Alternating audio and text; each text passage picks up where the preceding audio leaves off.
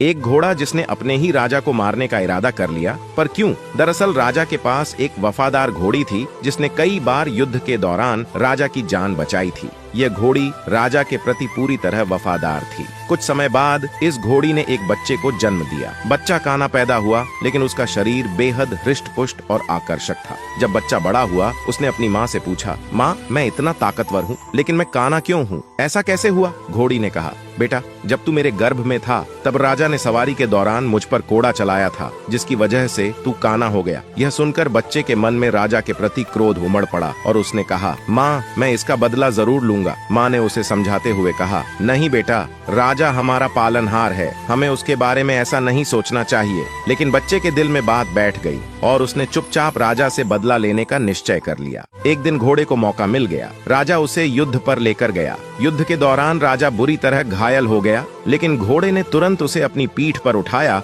और तेजी से महल वापस ले आया। महल पहुंचने पर घोड़े को हैरानी हुई। उसने अपनी माँ से पूछा, माँ, आज तो राजा से बदला लेने का अच्छा मौका था, लेकिन युद्ध के मैदान में बदला लेने का ख्याल तक नहीं आया। इस पर घोड़ी मुस्कुराते हुए बोली, बेटा, तेरे खून और संस्कारों में धोखा देना कभी था ही नहीं। तुझसे नम कहरामी नहीं हो सकती, क्योंकि तेरी नस्ल में तेरी माँ का अंश है। ये सच्चाई है कि जैसे हमारे संस्कार होते हैं, वैसे ही हमारा दिल और विचार होते हैं। अगर आप इस बात से सहमत हो तो यस जरूर लिखें और इसी तरह की कहानियों के लिए हमारे पेज के साथ जुड़े रहिए।